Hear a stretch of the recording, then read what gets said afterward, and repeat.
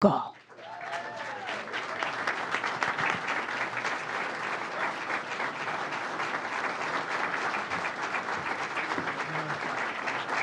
Good morning. Good morning. Oh, it is great to be back in the Hudson Valley, one of the most beautiful parts of our state. This region has it all, from sprawling suburbs to escape the hustle and bustle of New York City to the most charming downtowns and hamlets along the Hudson River, which is so extraordinary. And I just cannot gush enough about this area. And I know you know it because you're here because you love it as well. And it's also so fascinatingly an incredible hub of innovation. And that has attracted some of the smartest people, and we have some of the greatest institutions anywhere. And look no further than White Plains, where we are today. I know our Mayor Tom Roach, who was always my ambassador to this community for 9 years as Lieutenant Governor, could not be here with us today, but we look forward to catching up with him again soon. But I came out here because he invited me to see really the beginning of the clean energy revolution that he was undertaking here with his council. And you know, the fleet of electric cars and the charging stations. We walked through parking ramps and he showed me the charging stations. And this area was designated as one of the first clean energy communities. And one of our, we talked about clean energy and smart energies, affordable housing buildings at Brookfield Commons, and so many other great things he did. Zero emissions vehicles, we announced that here.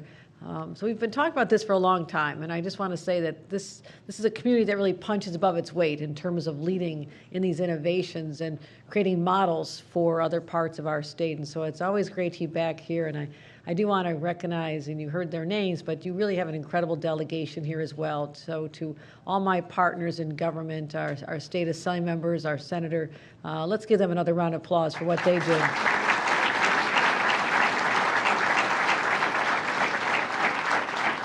And the mayors who are present, you know, I come out of local government, so I have a special bias toward mayors. I'll be introducing some in a couple minutes, but I saw Mayor Spano is here as well, and I want to thank him for always making me feel so welcome in neighboring Yonkers. Our Secretary of State, Robert Rodriguez, who is going to hear from him in a couple minutes about an incredible program that I love and near and dear to my heart is the DRI program, Downtown Revitalization Initiative, the New York Forward program, and he's just as passionate about these programs, so let's give him a round of applause as well. Maria Imperial, the Commissioner of the Division of Human Rights, has joined us, and of course, you'll be hearing from our County Executive, George Latimer. I want to thank you for always rolling out the welcome mat when I come to Westchester, so thank you for that. And we've done so much together, and you've been an extraordinary leader through some really challenging times. We worked closely during the pandemic to just give some relief and support to the people of your county. You were right there on the front lines. I want to thank you for that, but also all the great projects that you've innovated and initiated. And so what an amazing partner, our County Executive, George Latimer. We also have our co-chairs of the Regional Economic Development Council, Marcia Gordon, one of my dear friends. Thank you. And Dr. Christine Young has joined us, so thank you. Thank you. Last month, I presented a $233 billion spending plan for fiscal year 2025, and it supports people all across the state, all across the Mid-Hudson region, from White Plains to Woodstock. And what was important to me was that we find the right balance between fiscal responsibility, as we're all required to do, even in our own homes, but also great ambition. And I believe we struck that balance. And what we're doing is increasing support for the people of the state of New York by $6 billion without raising taxes. And that is so important to me in this state, knowing that people have left because they've said our taxes are too high. And so we have to manage this and bring this under control, but also deliver first-rate services so we can fight the right fights and deliver common sense solutions, and that's what this does. And it also makes sure that we do one thing, which is our number one responsibility: keeping New Yorkers safe, fighting crime. And since I took office 2.5 years ago, I watched the numbers like a hawk. You know, where are we trending? Are we going up? And we were going up for a long time in violent crimes and property crimes and areas where just people were feeling this great sense of insecurity as they walk their streets. But now we've driven down gun violence down by 1/3, and that doesn't happen because you want it to. It happens because you put the resources and the man and woman power behind it.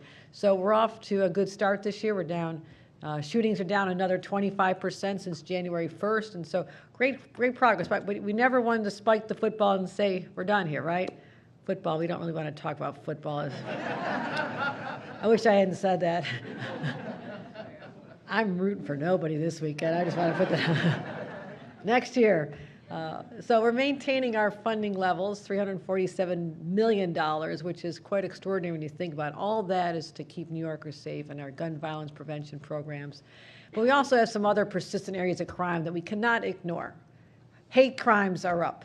Domestic violence is up. Retail theft is up, hurting our small business owners. And this is personal to me. I worked really hard when I was younger to help my mother start a little retail shop in a village not unlike the villages here in Hudson Valley. And, it's hard. You put your whole life and all your dreams into a little business, a little retail shop, sold flowers, sold gifts. And, crime was not what it is today. She did not have to worry about people coming in and sweeping the shelves and walking out and selling it on eBay as part of an organized crime ring. So a lot of things have changed. And we have to make sure we're protecting those who are really giving our communities their character, their charm, our downtown businesses. So we're focusing on that. And I want to say, back to hate crime, I've done a lot of events with your district attorney here, Amy Roca, and I just had her in New York City talk about what she's doing to fight hate crimes here in Westchester. And just a few weeks ago, we talked about this, vile images and hateful speech scrawled across storefronts in Scarsdale and New Rochelle, right here in this day and age. And these are stories that were frequented by members of the Jewish community to make sure that they saw it. And I want to be really crystal clear. We will not tolerate any form of hate in our state, and we're going to lay down the marker every single day if we have to and find the perpetrators, make sure that there are consequences. And as we changed the bail laws last year, that hate crimes are bail eligible. This year I'm also trying to expand the categories of crimes that are hate crimes. We have some inconsistencies in our law. For example, if one person assaults an individual in an act of hate, and that's obviously apparent, but one person does it, it's a hate crime. But if a gang of people do it, it's not a hate crime. So I want to work with our legislature to fix some of these areas where we can really tighten up and send a strong message of our priorities as a people, that this will not be tolerated. So we also have to protect the institutions, the synagogues, the yeshivas, the mosques, the schools, anywhere where people are feeling this sense of vulnerability. And we invested $25 million to secure locations, give them the grants they need for cameras or whatever else they need. It was 25 last year. We're bumping it up another $10 million to $35 million this year because no one should live in fear. And I would tell you, I had an incredible experience. I see our friend Paul Adler is here. Paul and I went over to the Holocaust Museum over at the community college in Rockland. It was extraordinary, the images there and just the presentation, and knowing that 40,000 students come through there and they're forever changed after they see what happened during that time that so many people pretend doesn't exist. But also what was fascinating was the Haverstraw, the African Heritage Museum. Did I get that right? What a great place that was. The synergy between these two organizations and sharing the knowledge with people to really try to eradicate the hate in their heart that they are not born with, but somehow they're taught. Somehow either it's in their families or their schools or online, wherever it's coming from, we as a society have to make sure that it does not take hold of us, that we stand up and fight back. And I saw that on display in such a beautiful way just across the river in Rockland. So let's continue supporting those organizations all the time. So I want to make sure that we're dealing with every facet of crime, and we know that mental health has also been a driver of some crimes, and people need help. Some people are intentional in their actions, others are dealing with the crisis themselves. So we also have to focus on not just the various crimes, our homelessness problem, getting people on the streets the service they need, but when you think about mental health, as a mom, as a fairly new grandma, I never thought I'd be having to talk about another crisis in our state. And that is the crisis of mental health with our kids, our children. And sociologists can figure out where it all came from, but I do believe that there's two factors.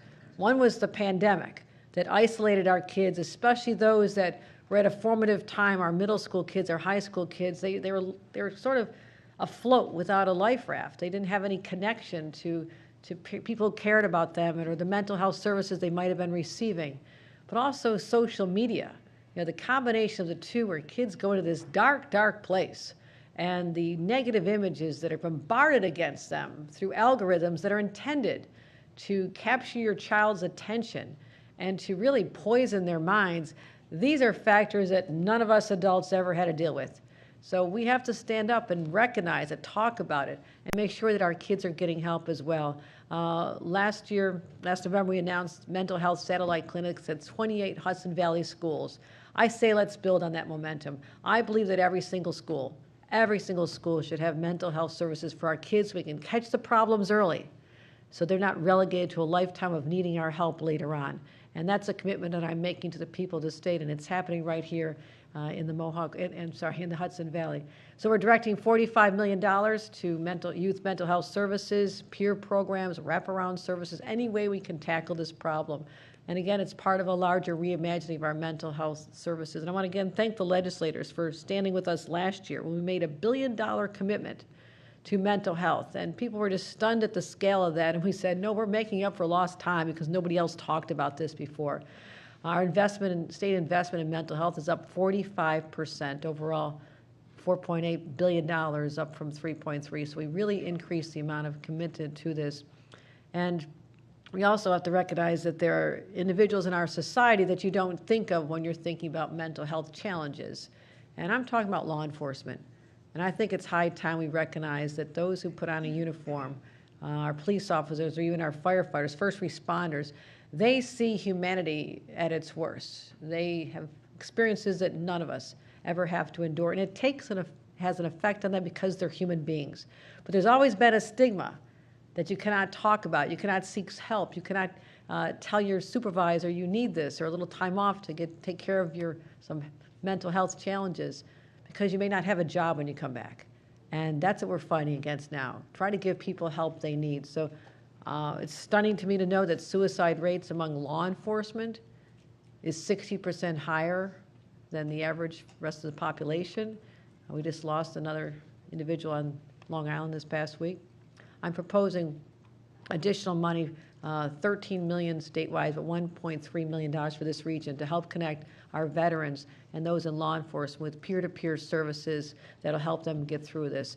The other challenge that we've faced really hard here in this area is the scourge of opioid deaths and overdoses, and we're just not getting this solved. We're just not. We're not making the progress. We'll keep investing money and finding services and supporting the providers. I've been doing this for the last decade as having lost a family member to this. But there's still too many families that came afterward that when we say no more, we need to do even more. And even Sullivan County, beautiful little place, great county, their overdose rate is one of the highest in the state. It's 108% higher than average. What's happening in our communities? I'm not talking about just in city streets. I'm talking about in rural areas where people have given up hope, and we have to give them support again. So we're allocating $66 million for addiction treatment, recovery, prevention, harm reduction programs right here in this region, $66 million. And I want every dime of that spent. I want to make sure we're doing everything we can in our power to help save the lives of our citizens here, whether they're teenagers or adults or struggling veterans. They all need us. It's also just making investments in our healthcare system overall. This is so critical. We are deploying $82 million in transformative projects, capital projects in healthcare facilities right here. And it's important. We help our safety net hospitals who were beaten down so much during the pandemic, $550 million to support them right here in the Hudson Valley, including $62 million right here for 3 hospitals in this region, St. John's, Riverside, St. Joseph's, and Montefiore, Mount Vernon. We're going to give them the money they need because they provide critical services to our people, and they must make sure that they're healthy and strong. Let's talk about schools. I love schools. I love teachers. I love students. I also love our taxpayers. Okay, so they're not inconsistent. And in partnership with the legislature, we've increased school aid by the largest amounts ever in history, ever imaginable. $5 billion not total, but increase over the last 5 years in fully funding foundation aid for the first time in history, and I'm proud of that. If you look at this chart to show the increase in education funding, and with this year, since I've been governor, we'll have increased foundation aid by 33% since 2021. That is progress. That is making up for all that lost time. Now, no one said we can keep that rate going forever, right? That's not reasonable. Let's look at how high that number is. Proud of it, but it cannot be sustained year after year after year. We have to manage within our means. So what we're talking about for the Mid-Hudson area is $120 million in additional school aid this year, $120 million for a total of $3.8 billion, including a $52 million increase in foundation aid. So we're bringing the money to our communities and adapting, making adjustments where classes are not what they used to be. They're not. We're funding empty seats these days. When you base it on a formula that goes back to 2008. So I want to have the conversations with the legislature, how we make the right adjustments, how we do what's right, certainly for our students, certainly for our teachers, but also for the taxpayers who are saying, why are the school systems sitting on enormous reserves? Let's talk about that as well. Let's talk about that. I'm willing to have that conversation. But it's not just how we fund our kids, it's how we teach them. And I want to just get back to basics when it comes to reading. We deviated for the last 20 years with some other theory of teaching our kids, and it has not worked. The numbers show that our kids are not thriving, and I need to boost up our numbers in student performance in reading and math. And we have this challenge before us. We have been funding programs. We have the resources. We have the best teachers in the nation. I know we do. But something is not clicking. And when I started asking questions, I realized that other places are starting to move away from what had been the newfangled fancy way of teaching. We're getting back to basics. We're getting back to phonics. And I'll tell you, when I talk about this, I get more hugs from teachers on it than anything I've ever done. They say, why do we ever leave it? So we're going to get rid of the debunked theories, get back to the tried and true methods. And I know that the teachers were all trained a certain way, especially our younger ones. So I'm putting $10 million to help 20,000 educators get retrained statewide and make sure they're ready for this shift. So let's just get that done. It's high time we say this is what our children need. But when our kids are done getting their great education, K through 12, let's make sure that they stay in our state and go to our great institutions. We have great private institutions, and I'm very committed to making SUNY shine and become the beacon of excellence that it always should have been and will be once again. We're investing $207 million for CUNY and SUNY, $1.2 billion in capital projects. We have to do this. These institutions are getting older. They're getting run down. And when you're in competition for a limited number of students, you think about this, there aren't many 18-year-olds anymore. That's a challenge that our schools are facing. We knew it was coming. I knew I came from a family of 6 kids, and I only had 2. And I only have 1 grandkid, just hinting. So let's increase the population, okay? Come on, do your jobs, everybody.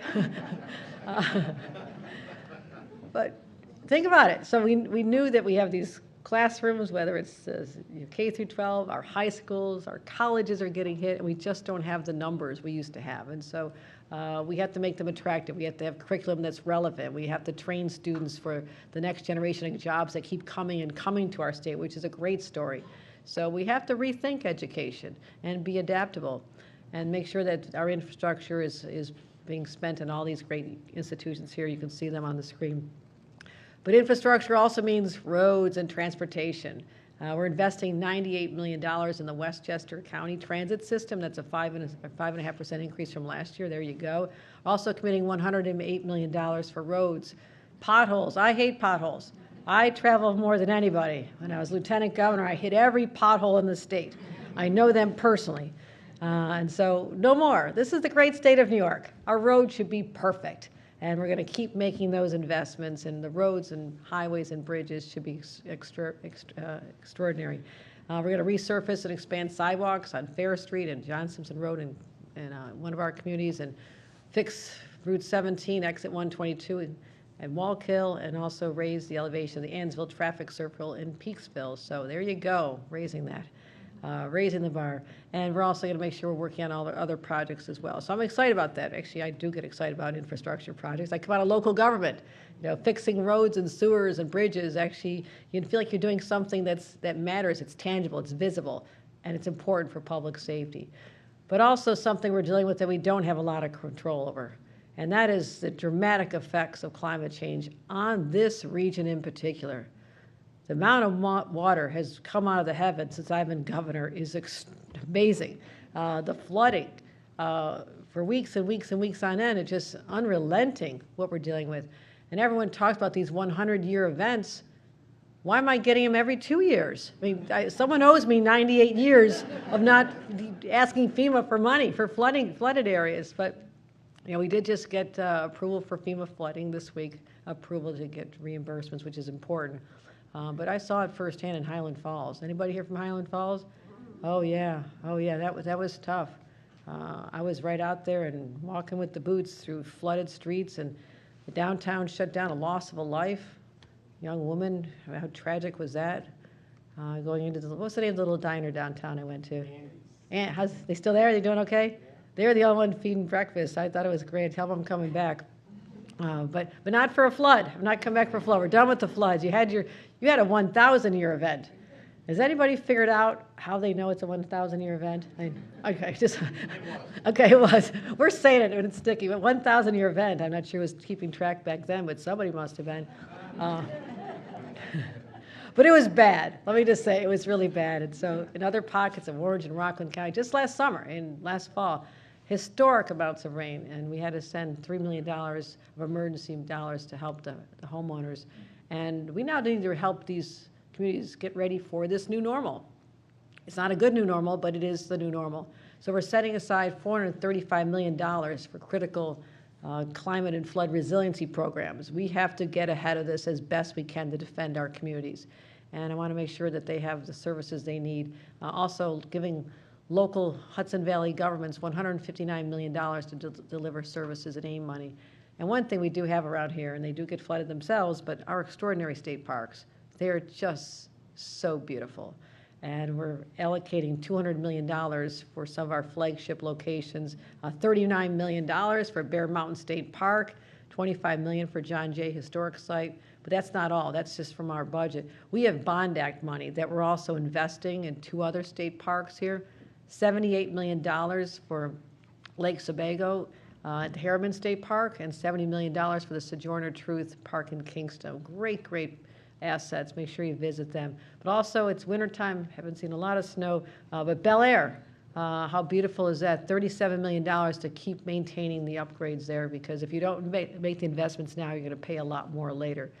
And let's talk about one more key issue that a lot of people told me not to talk about. But I won't stop talking about it, because no one talked about it for decades. And in the meantime, we fell behind. We fell behind other states that were building, even our neighbors, Connecticut, New Jersey. So when you talk about the out-migration of New Yorkers, the top 5 places people are going to, okay, California, I'm sorry, not California, they're having a little problem these days too. Texas and Florida, okay, there you go, Texas and Florida. The other ones are all neighbors. Connecticut, New Jersey are 2 of them, Pennsylvania. I mean, so New Yorkers aren't fleeing for better weather or lower taxes, because they're all comparable. They're leaving because we're not building enough housing for them to live in. So I have employers. Marcia, we had a great roundtable here. We had a great event. And I was so proud of all the businesses who stood up. Many of you are in this room, who stood up last year during the epic battles over whether or not we were going to build more housing or not. And we had a plan, brought it to the table, said, let's build more. We have to, because otherwise there's no homes for our kids when they graduate from these great colleges. They're going to leave the area or stay in your basement, which, how's that for an option? Seniors who want to downsize don't have a nice multi-family place to go where they can be with other people and have a human connection. They stay isolated in their homes. Our firefighters and teachers and police officers can't live in the communities they serve. great companies like IBM with $20 billion of expansion, Regeneron, all the expansion they're doing. They're attracting people, but people have to have a place to live. And we've not been open for people. And I need to get that changed. And I'm really proud that we've stayed with this, because there's more jobs coming. As I mentioned, IBM, Lionsgate. People want to work there, but they're not going to have a place to live. So I'm doing everything I can in my power to reverse that trend.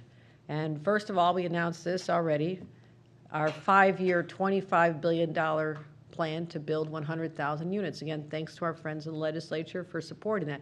But think about what I just said. $25 billion gets you 100,000 affordable housing units. I need 800,000 units to start. So we need communities to step up. We need developers to get to know that there is a path forward them to build. And I'll do what I can with state-owned sites. I've put $500 million on the table to develop abandoned sites or underused state sites. I'm trying to be real creative here, trying to control what I can here. And there's some good options, but that only gets me 15,000 units. So they're important, but we have to go big. My favorite saying is go big or go home, and I'm not going home. So I know many of you are rising to that challenge right here in the Hudson Valley.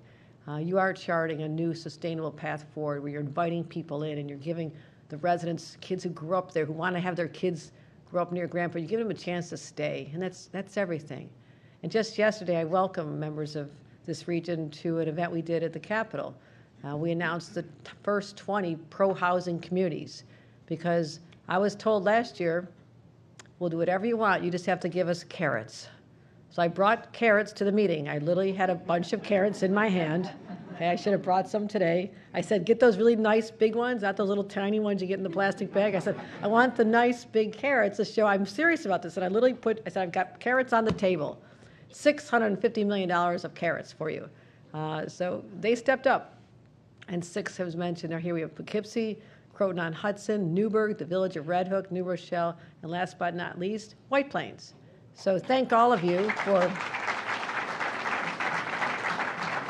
I want to applaud you for disregarding the naysayers and having the political will to just say we're going to build more housing in all these communities.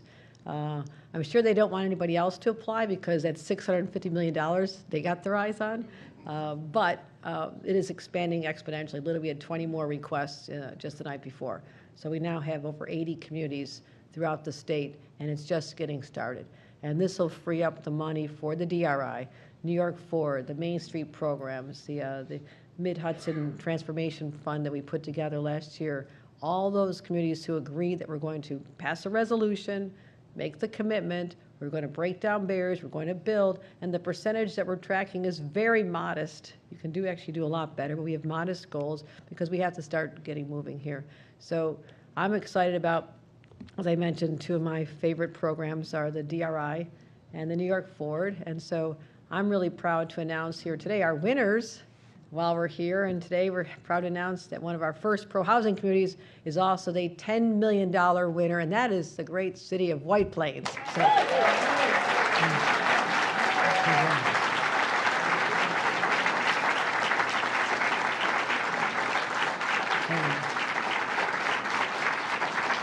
the city, and I keep mentioning my background as a local official, and you're going to hear it over and over because once you're a local official, you never stop being a local official. It's embedded in your DNA. You always think about it from that perspective. And I know when I was on a town board and we had 2 villages, that if someone had said we had $10 million all at once to realize our vision that we worked on as a community with businesses and electeds, pull together a plan that in one shot, one infusion of money, you can work on so many projects, connections to waterfronts, fix the streetscapes, build housing downtown, change your zoning, do streetscaping. I would have died and went to heaven because that never happened. I worked so hard, like, oh, you got a Department of State grant for $50,000 this year, come back in 5. Like, it took, no offense to the Secretary of State, you would have done, you would not have done that to me, but it's that one-time infusion of money that changes not just the landscape of a community and the identity of it changed the psychology of a community. I've seen it all over the state where people felt that they were, no one cared about them, especially our smaller communities. They feel like they're overlooked. And this says you matter to us. You matter to this governor because I've been there. I've represented the most rural parts of our state, the small communities, and I represent the cities. And everybody has a story to tell and a story worth telling to others. So we make these investments. The people of those communities start walking around with a little more lift in their feet, a smile on their face. I've seen it. And when we make these announcements, the cheering that goes on here, the excitement, it is powerful. So I thank the people of this community and looking at their downtown and bringing housing as part of the project. And so housing is part of your project, and I'm really excited. You're going to expand more green space and just really enhance the community spaces. So congratulations. And I have 2 more awards because I was also told, because I do listen to our elected officials, that $10 million is great, but some communities are a little smaller, and it's hard to even figure out how you would spend $10 million, so we're left over here. And I said, no, we're not leaving anybody out. So we came up with the New York Forward Plan, which allows our smaller communities to be able to put forth a plan to win $4.5 million, a smaller grant. And the first one I'm here to announce goes to the village of Highland Falls, which I mentioned earlier.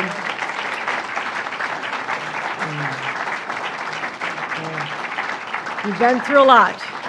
You've been through a lot, and so I hope this gives you a little bit of lift and energy back, and it'll help the traffic flow on the main street and draw more people to the waterfront. Yeah, communities that have waterfronts, for so long, people just ignored what an amazing asset that is. I mean, I grew up in Buffalo. We had a steel plant spewing out pollution all along one of the Great Lakes, one of the greatest freshwater bodies of water on this planet, and you could not even see it because of all this gasping steel structures.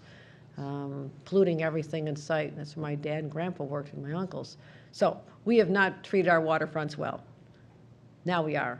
We're recognizing their value. In some communities, long overdue. So let's make those connections. So Mayor, I want to thank you. Stand up, Mayor Joseph D'Onofrio. I want to thank him for what you did. And thank you for being, bringing back hope to your community after what it went through last year, and to your entire team for making this happen. Our other winner is, for the New York Forward, is the Village of Montgomery.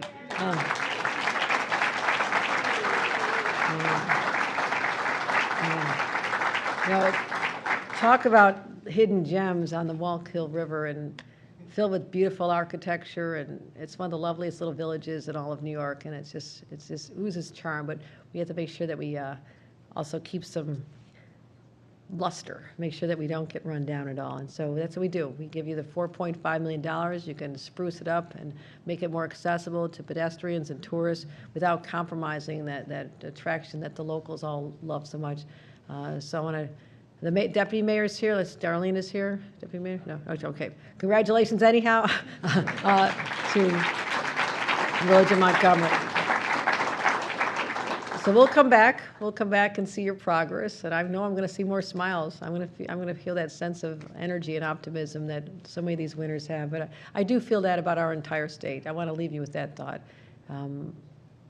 This is the most fascinating place in the entire country. We have everything.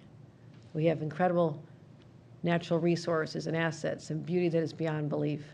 We have people that are so hardworking. They never gave up on the state, even through some of the tough times. And I grew up at a time when our greatest export was our kids. But now our kids want to stay here. And we owe it to them to give them the best quality of life, the best education, the best colleges, the best health care, the best mental health services, child care for when they're parents, and above all, they need to have a home. So join with me as we move forward. And I'm saying we can take on these issues. We have the capacity. We have met every single challenge in the state of New York and always came out ahead of things. And that's who we are. And so I want to make sure that we're going to keep these investments going and keep the quality of life high and tell everybody that they have a governor who believes in this area. And I want to introduce at this point one of our great partners in government and have him say a few words about what we're doing here today, and that is our County Executive, George Latimer.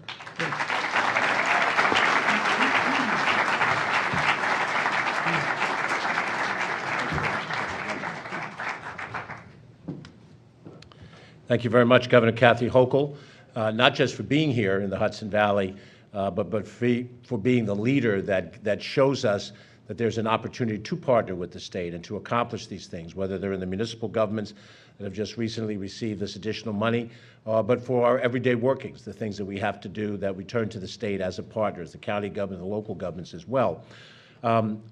This is a presence here in the city of White Plains and in the county of Westchester. But the future of this city and this county are tied into the future of our neighboring counties. And so our friends who are here from Orange County, from Rockland County, from Dutchess, from Putnam, from Sullivan County and Ulster County, we're all part of a similar region. When Dutchess County achieves a major plant, when something happens that expands the opportunity in Orange or Dutchess County, Rockland County or Sullivan County, we in Westchester feel the benefit of it as well. We are all part of a similar region. We share the beautiful river together. We share transportation routes together. And in the success of Highland Falls and Montgomery, we share that success as well. So I think on behalf of Westchester, we want to thank all of our partners that exist in other regional parts of this. And Governor, you come to a region of the state that is growing and dynamic in its entirety. You've laid out for us an agenda, and I know that my friends in the state legislature are working with you to deal with the budgetary issues and what that means. Those of us in local government, Mayor Spano and the other municipal officials here, look forward to working with the state as the budget comes to closure on all of these different issues. We're just on the cusp of Lunar New Year, and I'm told that the Chinese character for the word challenge is also the same word opportunity. And every one of these issues that the governor's laid out, from housing to economic development to transportation, every one of these things represents a problem that we have to address, but it's also an opportunity for us to work together to address them. We have partners in this room, and the governor, you've done a great job of pulling that partnership together, not just those of us in government, but those who are here that represent the business community, those that are here that represent the nonprofit community, those that are here representing the clergy, those that are here in labor unions. All of that together works as a partnership, not just here in Westchester and in the other counties around us, but in the state overall. You've led that leadership. The members of the state legislature are very much a part of that, and we appreciate that kind of joint leadership together. And I do believe that every one of these challenges are opportunities that we can overcome, because the single biggest issue we have is to show that small d democratic government works, that we don't need to turn to a different form of government, a tyrannical form of government where one person makes all the decisions or one group of people makes all the decisions, but that we, the people, through these representatives and in partnership with the private sector and the not-for-profit sector, we can address all of these issues. Governor, you've laid out a game plan. Thank you for that, and you will have friends always in Westchester and the surrounding counties to help work with you. We have a good friend also who is here. I had the good pleasure of serving with him in the state legislature as members of the state assembly. He and I and Mike Spano were backbenchers, and those little gossipy stories that we have from the conference room will stay amongst the three of us all these years later. But I'm very happy that our Secretary of State is a friend, a person who's shown dynamic leadership. He was a strong representative of the Bronx. We claim him now as a resident of our county, but he really does have a statewide vision. The Secretary of State, Roberto Rodriguez.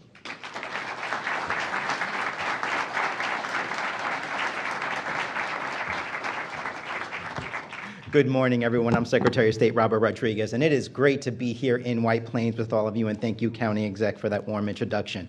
There are so many positive things that are happening here in the Mid-Hudson Valley region with so many opportunities for growth, and thank you, Governor, because you have just added a whole list of more opportunities as a result of the work that we do at Downtown Revitalization and with New York Forward, because she understands how important communities are to the downtown regions. She knows that as we talk about growth opportunities, people will come for the jobs, but they need a place to live. And that's why at the Department of State, through these programs, we have focused on developing housing through DRI and through New York Forward. So some of our alumni here, Haverstraw, Ossining, Peekskill, and New Rochelle, they all had housing as part of their DRIs and New York Forwards. And that's how we're working to advance things. So as we've invested through these programs, almost $1 billion across the entire state of New York, we have also been able to add 3,500 units of housing, of which a third are affordable. That's what we've done through the first 6 rounds, and now what we look to do in terms of the next round of DRI, because we understand that housing is a priority. But this is really about your communities. Again, this program is about you, the community, telling us what your downtown should look like, and we help facilitate that. with this investment. So congratulations to White Plains. You now join the alumni class of Middletown, Kingston, New Rochelle, Peekskill, Haverstraw, Ossining, and Port Jervis. And for our New York Forward, we have Montgomery and Highland Falls. You're joining Sleepy Hollow and Cornwall-on-Hudson as part of the New York Forward program. So we'll be with you the entire way as we complete these projects at the Department of State. And congratulations to all of you. So now let's go present some checks. We're going to have 3 photos. The first up will be the city of White Plains, then we'll do Highland Falls, and then we'll do Montgomery. So please, the city of White Plains, please come up for your check presentation. Ladies and gentlemen, please remain seated for the presentation of the checks.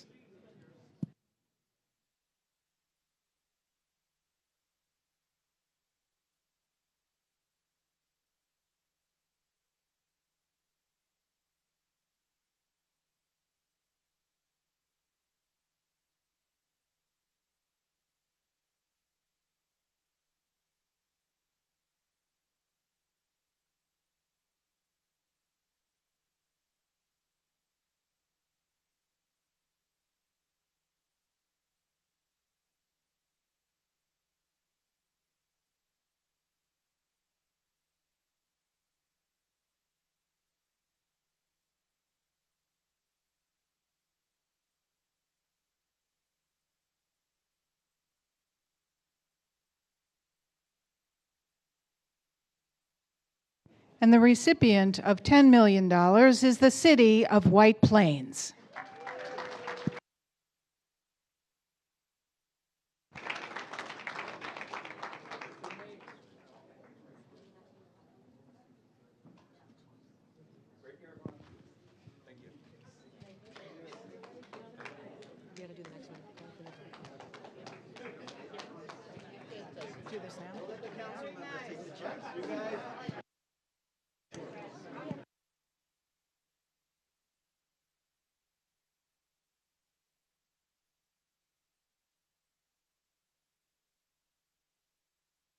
And the recipients of the next award, $4.5 million for New York Forward, is the village of Highland Falls.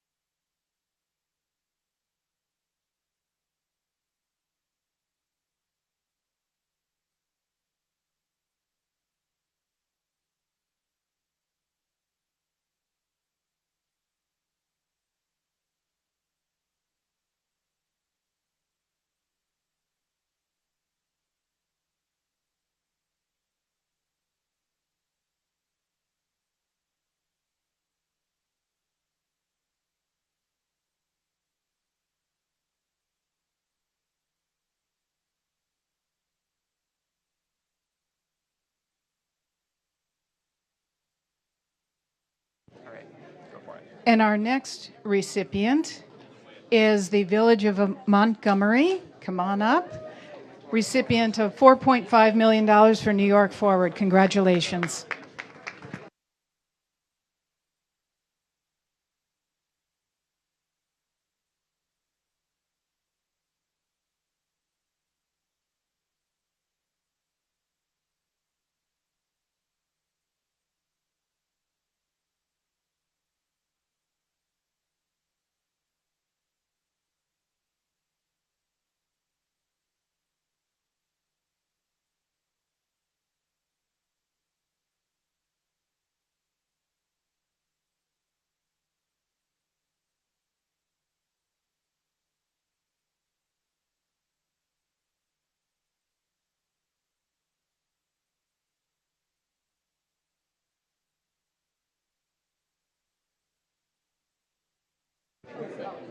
Ladies and gentlemen, thank you for attending today's event. We ask that you please exit the venue quietly as there is filming in progress next door. Thank you.